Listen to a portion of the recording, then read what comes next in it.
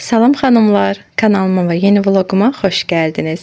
Necəsiniz? İnşallah hər biriniz yaxşı olarsınız. Hər birinizi 8 Mart münasibəti ilə təbrik edirəm. Məni izləyən, izləməyən bütün xanımların bayramını təbrik edirəm. Hər birinizə xanım, qadın xoşbəxtliyi arzulayıram. Vloqumu belə hədiyyələrlə açmaq istədim. Bunları biz eyni evdə yaşasaq da qaynanamla hər bayramda bir-birimizə kiçik də olsa hədiyyələr veririk mütləq. Mən özüm çox sevirəm hədiyyə verməyi də, almağı da. Sizə göstərim. Bu formada, hələ ki verməmişəm. Bu formada bir duş gelidir. Kiçik də olsa belə hədiyyə hazırlamaq istədim. Belə bir saç broşkası və belə bir açıqcadır.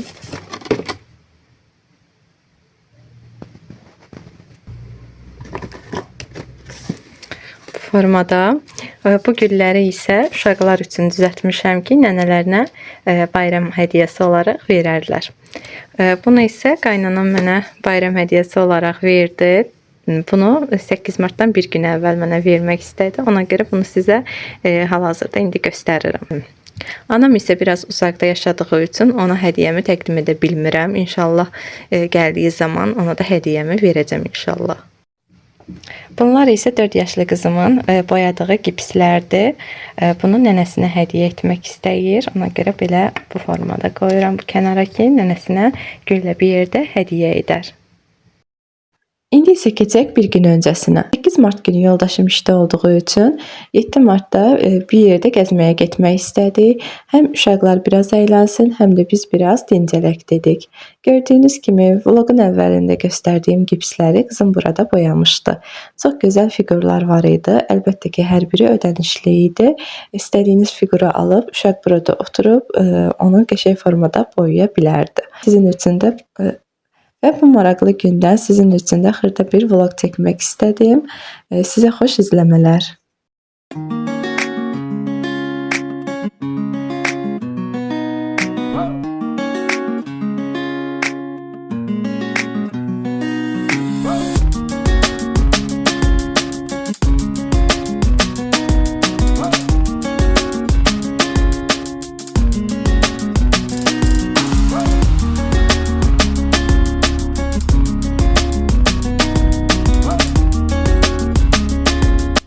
Bu vlog biraz qarışıq alınsa da sizinlə çəkib bölüşmək istədim.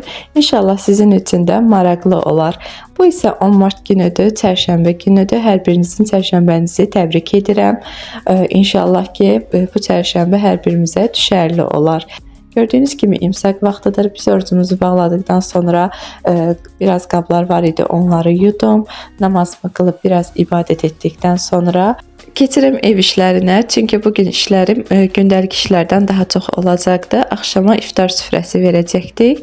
Xanımlara aid balaca da olsa bir iftar etmək istədik. İndi isə mən keçim işlərimi görməyə, siz isə məni izləməyə davam edin.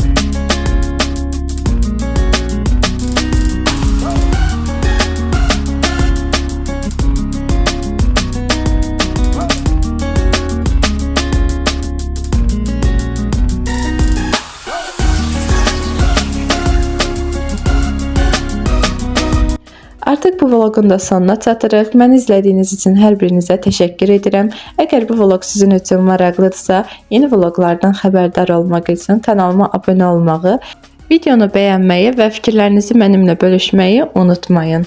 Hələlik.